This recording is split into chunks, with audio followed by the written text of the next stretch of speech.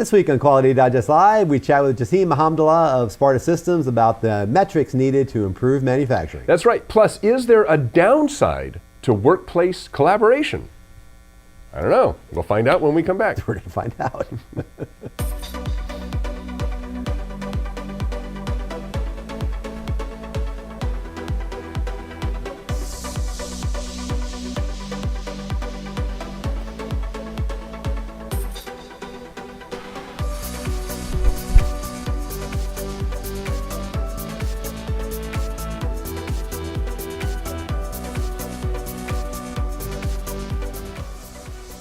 This episode of Quality Digest Live is sponsored by Hexagon Manufacturing Intelligence. Hexagon is shaping smart change by providing the confidence to increase production speed and productivity while enhancing product quality. And welcome back to Quality Digest Live for December 1st, 2017. QDL is your weekly look at who and what is making the news in the world of quality. I'm Mike Richmond, publisher of Quality Digest. And I'm Quality Digest Editor-in-Chief, Dirk Ducharme. In case you missed it, really important date. Easy to miss. November 19th was World Toilet Day. Yes, it was. Yes, it was. Oh, you knew that. I did Did know you celebrate? I celebrate that day every day. Every day. At least once a day. Well, no kidding, no kidding. In 2013, the United Nations General Assembly officially designated November 19th as World Toilet Day. Now, we're all laughing here. It is pretty funny. And, they actually kind of want you to laugh about it, maybe just a little bit, because let's face it, as any parent knows, poo is hysterical. Well, just ask your kids. Yeah. Say the word poo. Wow! It's fun, right?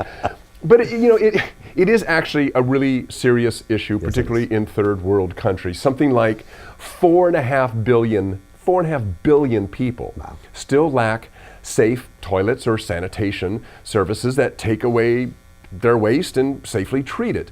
This, in turn, as you can imagine, leads to that waste contaminating our global communities, their water, even the food, making people seriously ill and, in a worst case, killing them. I mean, this is one reason why after a major catastrophe, the very first thing aid workers are doing is trying to make sure that contamination isn't getting anywhere. And that's after a catastrophe. But a lot of third world countries, they actually are kind of forced to live like that, and sanitation and stuff is a real issue, and it's a big health issue.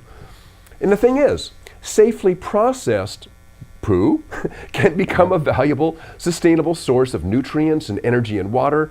So World Toilet Day isn't only about dealing with sewage safely and getting rid of it, but actually finding uses for it. So you can kind of think about this as killing two birds with one poo. Oh, I see what you did there. See what I did there? Okay. Unfortunately. Okay.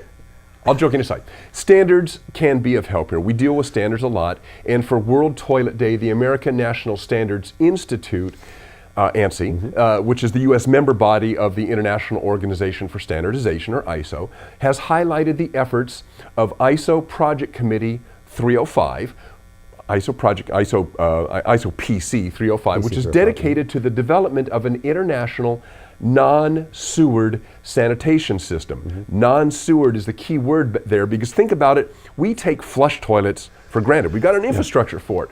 Or even if we're away from flush toilets, maybe like an outdoor concert or something, we know that there will be porta potties around that, and so we rarely worry about where we're going to go.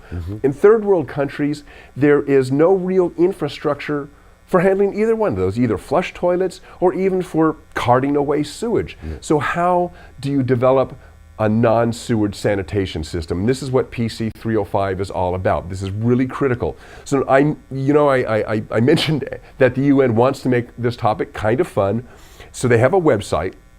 And so even though the idea here is serious, the idea is on their website is about destigmatizing talking about poo. So if you go out to the World Toilet Day website, which is www.worldtoiletday.info, worldtoiletday.info, you'll see a site with a lot of info and actually a cute little video on it of where poo goes. I think we've been running in the background there. So, I mean, we can joke about it, and it's easy for us to joke about it because we live in a world where we don't worry that much about sanitation.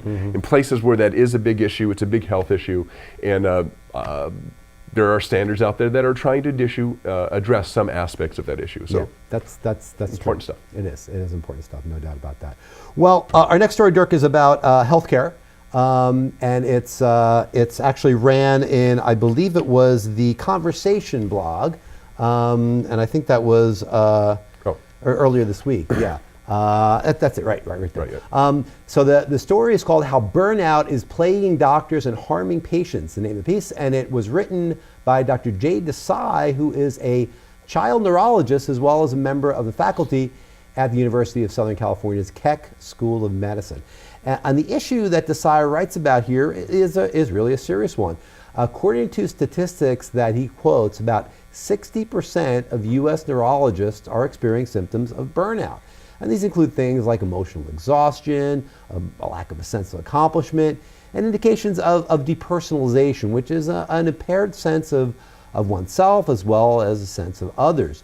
That leads directly to what's known as empathy fatigue, which is really key, actually key for anybody, but really key if you're going to be in the medical profession as a doctor. You really don't want to have empathy fatigue with those that you're helping to treat. And it's not just neurologists. Another survey Desai references indicates that burnout rates exceed 50% for fields such as emergency medicine, obstetrics, internal medicine, urology, cardiology, and several others. So this is a key thing for anybody, any of these doctors in these spaces. Of course, this matters for doctors, as I mentioned, but it really matters for patients. I mean, who wants themselves or their kid to undergo brain surgery of all things from a surgeon who's emotionally drained, distracted, and lacking in empathy, right? I mean, not a good situation to find yourself in if somebody's in your brain. In his own life and practice, Desai mentions that he's managed to avoid this type of crippling burnout himself. The reason he believes is that he's had mentors and other coworkers who are role models and inspirations that kind of fire him up and get him going and make him see the reasons why he's doing what he's doing. And that's really a good takeaway for anyone who feels burned out on any career path. You might want to latch on to those with a strong sense of mission and kind of emulate them, you know? I mean, you can allow their energy to recharge your own batteries, and then you're going to be allowed to really be there for them to share some of your energy back with them or with somebody else who may need a boost. I mean, work is a team endeavor, and really nobody can do it by themselves. So if you try to carry that weight on your own, you're really a prime candidate for the multitude of bad results, and there are a multitude of bad results here, that can happen to you and to others around you when you find yourself fighting burnout. It's a serious issue, and it's not good for anybody. Did he describe how to address that? I mean, specifically, I mean, how do you? He did, and it's really a key thing, because what he did and what he said was that you want to, again, latch on to your mentors, the people that are there with you. He referenced 2 mentors who are doctors, and he also referenced 2 people that aren't doctors but are coworkers. One is a guard that kind of brings people in and makes them feel good and makes everybody feel good, and the other is another non-medical person that's in the system, in the health system, interacting with clients, with patients. So it sounds like it's about talking things out and kind of unburdening yourself a little bit to avoid the burnout? It's just having people with a certain attitude that you can feed off of, that make the clients or the customers or the patients in this case in your realm feel good too. I mean, there's a lot of stress involved obviously in any healthcare situation, mostly for the patients really. And so making them feel better, making your coworkers feel better, sharing that energy and sharing it back is what he says is the key to getting over burnout. Well, I think that's probably true of kind of any career. If you're shouldering all that burden yourself and you're not talking about it, you're getting depressed and overworked and stuff. You're getting burned out. Just talking to somebody who's in the same boat or the same career that you are, you can kind of get out of your own head. You can also just see what they're doing and latch onto that a little bit and say, what are you doing to feel so good about what you do every day? Let me, adapt some of those practices. So that's really what his advice is on how to do that. It's good advice, I think, from Jay Desai. Good article. Yep. Okay, if you have quality management system, whether it's automated or not, you're most likely collecting a lot of data. And you're using some of that data maybe to guide your compliance efforts. You might be using some of that data to assess and mitigate risk within your organization. That's great. That's what you should be doing with that data. But the question is, are you getting all you can get out of that data? If you're using a software-based QMS, that's even a bigger question because you can be collecting a whole lot of useful data that can be really beneficial to you, and you might not even, number one, be aware that you're collecting it, or even know how to use it. So here with us today to discuss data and quality metrics and what we can do with all that data, we have Jassim Mahamdla, Senior Product and Solution Manager with Sparta Systems. Hi, Jassim. Good morning, everyone. Thanks, Jared and Mike. My name is Jassim Mahamdla from Sparta Systems. It's a beautiful Friday here in New Jersey. Thanks for Quality Digest for letting me speak about the 4 metrics quality team should use to improve an operational excellence. All right, and we'll be getting to that. We'll be getting to that in just a second. I've got a couple questions here for you. I mean, first of all, do you think that companies are focusing too much on risk and compliance, and that maybe they're missing out on some of the other important objectives? Yes, while a key focus for quality organizations in the manufacturing industry is to ensure that they are compliant with vast, complex, and ever-changing regulations, the reality is that quality management system has the ability to do far more than just checking the boxes for being compliant. Culture and the benefits of culture are far-reaching. Quality infused with people, process, and systems can drive overall performance and operational excellence, thereby reducing cycle times, cost, and also increasing overall organizational profitability. Both top-level management and quality professionals recognize the link between the success of operational excellence and the quality performance initiatives and the success of their organization as a whole.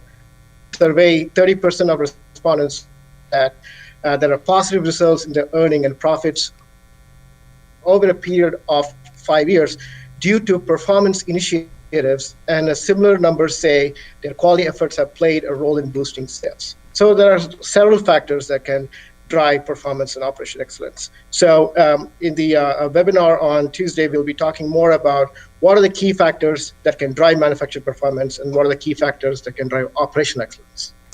So, Jassim, maybe you can kind of get in this a little deeper with us. So what are some of the other insights that companies could gather from their quality data? Yes, so we talked about operational excellence and manufacturing performance. But if you look at systems and the external entities like suppliers, it has a huge and direct impact on the quality of the processes and products. If you look at the majority of product recalls, they are caused by manufacturing deviations due to the weak collaboration in the supply chain. The technology is available right now. Quality organizations are trying to get a grip on preventing and handling external manufacturing deviations. One example is the supplier risk index. The ability to calculate this based on qualitative and quantitative analysis, such as level of concern related to performance, audit findings, geographical risk of a supplier, and status of necessary regulatory agreements. Ability to calculate the score indicates the risk mitigation and escalation to management for identifying alternative supplier source. The indicator is right first time. It is a leading indicator that indicates operational excellence. Many leading manufacturers accomplish closely monitoring if things are done on time. This approach extends out to suppliers as well.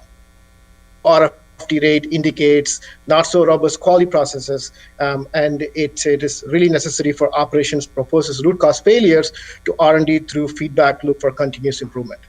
Now, are people already gathering a lot of this data that can contribute to what you were just talking about? Or would it be new data that they would need to gather? I mean, I kind of alluded at the beginning that I thought they were probably already collecting a lot of this data. Was that right? Well, the data could be in different silos. If you are already have a QMS implemented in your system, in your organization, the data, you're only collecting the QMS data. Data may reside in multiple systems. If you are have a laboratory information management system, you have data coming from that system.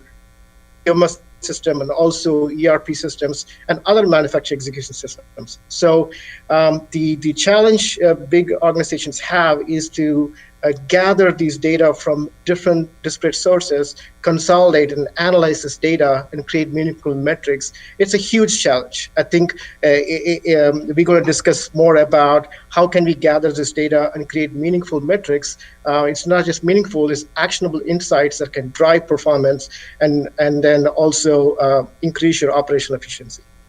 All right, well, if you're interested in learning more about this topic, we, Quality Digest and Sparta Systems, are presenting a webinar called 4 Metrics Quality Teams Use to Improve Manufacturing.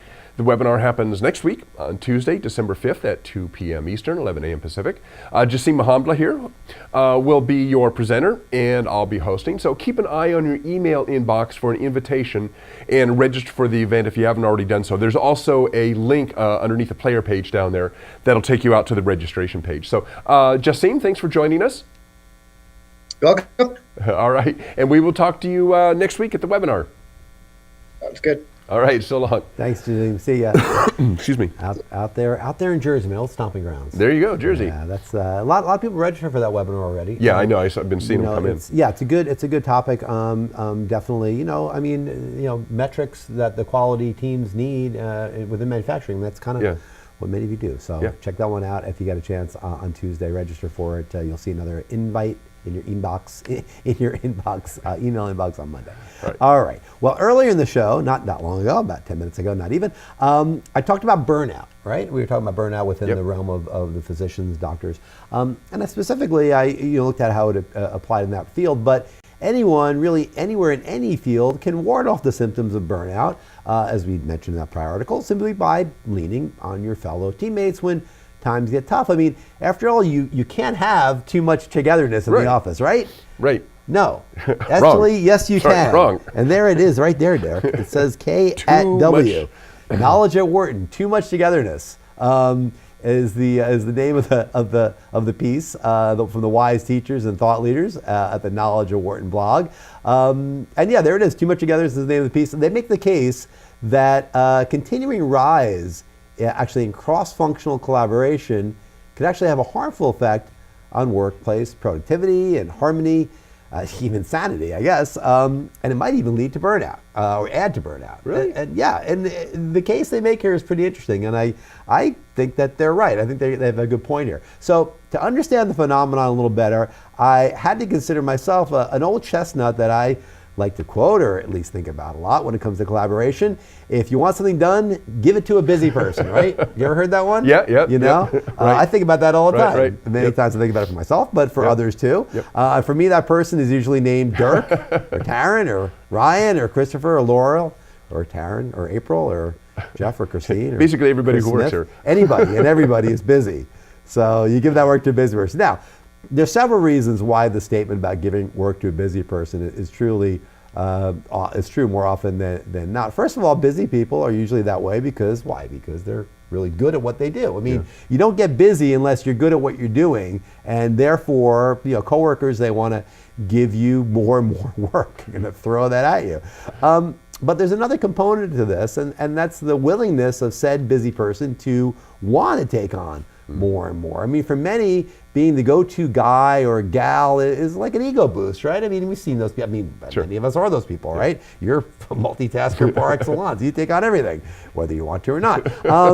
And for some, it goes even further. I mean, there's those whose very sense of self within the office really is tied up to being the role of the expert, right? In any number of functional areas. The go-to person. Yeah, that's my silo, that's what I do. You come to me anytime you have a problem with anything to do with this, right? Right. Well, when people have that kind of self-perception, it's really difficult for them to step aside and let others take the wheel every now and again. And that, you got to do that. You can't really own every process all the time. But if you're the kind of person that has that idea or ideal in mind that, hey, I'm the go-to, I'm the expert, I've been here 20 years, I know everything, the ins and outs, come to me at any time, people will take you up on that. And they will come to you every time, and you're going to be really frustrated and burnt out pretty quick.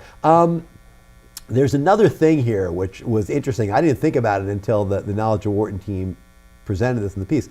There's a gender component to this. as well, Okay. which is interesting. Whether subconsciously or consciously, I don't know, and either men or women, men or women who have this perception, women in the workplace are sometimes seen as inherently helpful. The authors of the article cite some research that found that when a man stayed late to help colleagues, he earned a 14% higher rating than a woman who did the same. Okay? Oh, interesting. Okay. Furthermore, when neither man or woman offered after-hours help, the woman was rated 12% lower. Men the same. Men got wow. got dinged for that, not at all. It's kind of like you're a woman. You're supposed to do this. You're supposed to be okay. You're supposed to be helpful. Okay. You're supposed to be helpful. You're supposed nurturing. To, you're supposed to do the birthday parties and get the subs ordered and the cake and all that stuff. Bring my coffee, right? I mean, it's not. Yeah. But there's a perception of that out there. There's a gender difference there. Right. And again, both men and women buy into that role in many cases. So what does all this mean? As I thought about it, I mean, there's several things that came to mind as I read through this really fine article. One is, I mean, should we not be helpful because we're concerned about not getting to our own work? I mean, that's one thing they said is these people that are the super collaborators that want to jump in and everything often don't do their own work. Now, do they not do their own work because they don't want to? Is it like they're bored by their own job so they jump around and want to get into other things? I think there's some of that. Maybe there's some of that too. Yep. I don't know. But I mean, obviously you're not getting your own work done in many cases. I mean, another thing is collaboration great for the organization but bad for the individuals?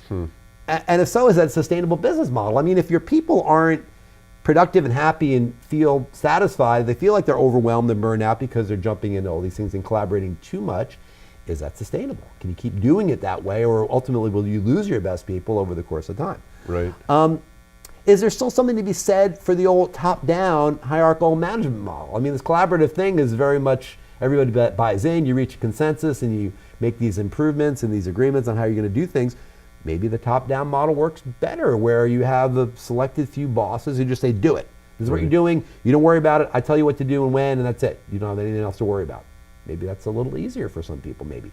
And then there's this one. I mean, it's like, just throw this in at the end. What about work-life balance? You know, what the heck? I mean, you say yes to something. You got to say no to something else. And many people just say yes to everything at the office all the time. Yes, yes, yes. They never say no. Right. And what they're saying no to is their wife, their kids, their dog, their house, their garden, their car, you know. Yeah. So there's always a cost involved in doing any of that. So, you know, you have to think about that too. I mean, is the work-life balance going to get skewed if you're that type of super collaborator, you know, where you are off a superhero doing everything, and maybe people love you in the office, maybe your bosses love you or not, maybe they don't anyway, but what else is suffering? Either the other stuff in your job or your personal life is suffering. Right. That's meaty stuff. I mean, it's a lot in that article to think about. Well, because I think there's a lot going on there that we don't. I mean, you kind of touched on it, but you may not necessarily be aware that you're shuffling work off to the go-to person, right? And the go-to person may, you kind of alluded to it, enjoy being the go-to person, so they take on this extra work, even though that really, in reality, they're probably got too much on their plate to begin with. I mean, already, but they don't recognize it. Well, whose job is it? Whose job is it to organize that? Again, if in a hierarchical model, top-down model, it's the bosses, the few people to say, no, you have too much, you got to offload some to you, and you're going to do this. There's pros and cons to that. You feel manipulated, you feel managed, you have more ownership over your job when you and your coworkers can collaborate, but then you have these rough spots where some get more than others. Or maybe you have the system in place that you have, but it's up to the boss to identify, okay, Laurel, we've already given you quite a bit. I know you're interested in this, but I want to give it to Taryn or something. Or do that thing you really have a lot of energy about, but let's offload something else. Let's offload something else, right. You don't have as much energy so as it's someone else could do. Still kind of their decision, but somebody is overseeing it to recognize that, wait a minute, we've really loaded this person up too much. They're not complaining, but it probably is too much. It's probably too much. It really is hard to be the person to make that decision yourself. Right. Because again, of all the psychological factors that I mentioned, all the things that you want to be, and we all have ideals of who we are in the office, what we want to be, the reality doesn't always measure up because Right, your yeah, coworkers are like, well, yeah, that guy's always helpful, but he never completes anything, or he's always scattered, or he's frustrated. He was halfway through this project and went on to the next one. Right. Yeah. So I mean, I never do that. Yeah, I mean, but many of us work in really small organizations, and you have to. And that kind of goes with the territory in a way. I mean, I'm saying you're always going to wear a lot of hats. Yeah. I mean, I don't care if you're in small or big organization. If you're an accomplished person that has skills, you're going to be asked to do a lot. Yeah. And you have to yourself be able to pick and choose and understand. And there's some tactics they offer in there about limiting your time, like in meetings. You get in 30 minutes. Yeah. Let's get to the really important meeting stuff you right. really need me for right away, and then I'm going to scram because I got other stuff I got to do. And that helps move the meetings along rather than a 2-minute pokey meeting. Well, maybe, what do you think? Take it offline. And that's a better way to do it, maybe. Yeah. Save everybody a little bit of time. Interesting. Yeah, it's good stuff. A lot of stuff there. Yeah, it's a good article. It's a really good media article for the knowledge. Well, it really applies because we are one of those organizations because we're small, and because everybody's got a lot of talent here. Yeah. Everybody just loads up on, and they do tend to load up on the things that they're good at and they're interested in, but they do load up. And I think you're a person that does have wear a lot of hats. But so does. Well, we all do. But I mean, we all do. But when you have technical abilities, which are rarer in many cases, that those are the people that tend to, rather than the soft skill people, the technical people with the hard skills are the one that tend to. But see, that's actually a good example, is because I like the technical stuff. Right. It's like, oh, throw me a technical thing. Oh, sure, I want to do it, and I don't even necessarily think about the fact that, okay, I'm going to take on this project, but what's going to happen to this other stuff, right? Well, but the factor of, like, if I throw you something and I have very little technical skill, I mean, I probably would be smart enough to eventually figure something out. But if it takes me 5 hours to figure it out, and it could take you a half an hour to find a better solution, right? Why? You know what I'm saying? I mean, even if you are pushing something back, why should it be 4.5 more hours out of the workday for somebody? It's a balancing act. It's a balancing act. It's a balancing act. It's a tough one. Yeah, good article there. I really enjoyed reading that one. So check it out yourself. All right. Well, we have a couple minutes, Derek, for our off script, but I wanted to let everybody know this is one of our last shows of the week. One of our last shows of the year. Right. And we have a lot of stuff, actually. I was looking at the schedule. We have a lot of stuff coming up. We have a lot of busy shows, so we're not probably going to do an off script again. Okay. I don't think the rest of this year. All right. I certainly won't. If we do another one, it'll be you to me. So this is one that I've been thinking about for a few weeks, a month or so. And I want to throw it at you because I think it's kind of fun to think about this one. And it's kind of deceptively simple. All right. As it may be. I want you to read the tea leaves. Like me, deceptively simple? Deceptively simple. Me too. I want you to read the tea leaves and give me some of your predictions for 2018. Okay, now, they can be on anything. They can be on certainly what you can expect in industry, quality, function, manufacturing, technology, or it can be politics, economics, social issues, whatever you want. What do you think? I have a couple too, but what do you think, if you thought about it, right off the top of your head, would be something you expect to see happen in 2018? Well, it's actually I think already happening. Remember, I'm really interested in anything 3D measurement, 3D printing. It took a lot longer than I thought it was going to take, but 3D printing now is down to, you can get 3D printers for under $200 now, right? 6x6x6 volume, right? That's pretty nice. But the thing that's really cool, I just saw a product, I can't remember the name of it. It's a kind of a product from Creaform, I believe. There may be some other ones out there. Low cost 3D scan. I'm talking less than $5,000. Wow. 3D scanner. Now this is getting 3D scanners now to the point where, I mean, really a serious artist or a shop that wanted to make their own fixtures or whatnot. It's not like super high-end accurate, but for a lot of functions, it's good enough. It's good enough for less than $5,000, and I'm going, dang. And it's still coming down. What's that? The prices are still coming down. They're still going to come down, yeah. So that was one thing, technically, that's one thing that really, the idea to get a 3D printer and a 3D scanner, combination of both of those for less than $5,000, I'm going, whew, that's nice. Cool. Well, there's one that I had that I thought of which is specific to our industry, and it's also one that we've seen a lot really happening more and more, is the idea of apprenticeships, mentoring within industry. And this has been something we talked about for a long time, tied in with STEM education. How are we bringing people into the quality functions, the test and measurement functions? We are starting to see more and more. We're starting to hear more and more of it, that people at the very top of organizations in the C-suite are saying, all right, we need a dedicated program to raise that next generation. We can't just trust that we're going to magically bring in people that are going to figure it out. And we want people with specific skills. We want to support some of our local, colleges, vocational community colleges, schools, vocational schools, so we can bring people in. And you mentioned, I think, in a recent show, a 6-year high school / vocational school program for kids, I think is a great one too. Not everybody's got to go to a 4-year college, right? I mean, getting away from that a little bit more, I think that's a big one. So you're seeing definitely going to see a big shift towards that. I think we're going to continue to see more momentum going towards that in 2018. We've already really seen it. I think we're going to see more and more of that in 2018 in the industry, as well as people recognize that that's the future of the industry. Right. I'm always thinking along technical terms. Again, big interest for me is electric vehicles. Now, it may not go anywhere, and he's gotten kind of a lot of flack about it, but Tesla, Elon Musk just rolled out the electric powered big rig, semi, right? Yeah. Apparently Walmart and one other big distributor are going to be trying them out. It may flop, it may actually gain some traction, who knows? But I do think you're going to see, I think it's going to come a lot faster than we think. Maybe not 2018, but I think you're going to see the ramp up to autonomous electric vehicles happen really, really fast. I think it's going to happen faster than what we've been hearing. Wow. Cool. And I have one little one in the political realm. I just got to throw the political piece in there. I have a Donald Trump prediction. Okay. And this is going to shock a lot of people. But not only will Donald Trump last 2018, he's going to last his whole first term. He's going to be in office for the entire 4 years. And I think he's going to be in office for 8 years, actually. Oh, really? But okay. I think so. But but we'll see what happens there. But a lot of people are doom and glooming about the future of our presidency. But I think no, he'll go 4 years. He'll go 4 years, and I wouldn't be I don't know if I agree that he'll be reelected, but I think he'll do his full 4 years. Yeah, I think the odds are very, very good that he'll do all 4 years at least. Okay.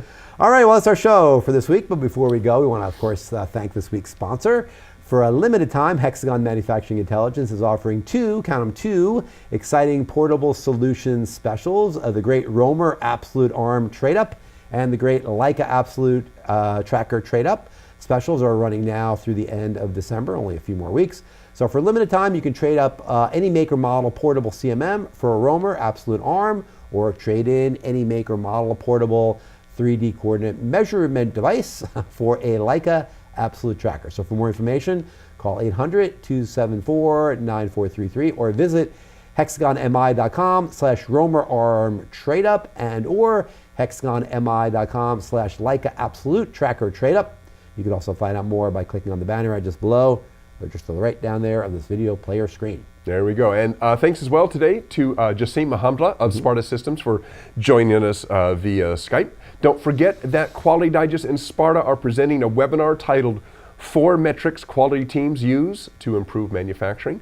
The webinar happens on Tuesday, December 5th, that's next Tuesday, at 2 p.m. Eastern, 11 a.m. Pacific. Jassim is presenting and I'm hosting, so keep an eye on your email inbox for an invitation coming up on Monday. All right, that's it for this week. You guys all have a great weekend. We'll see you next week here on Quality Digest Live next Friday. Sure. Bye.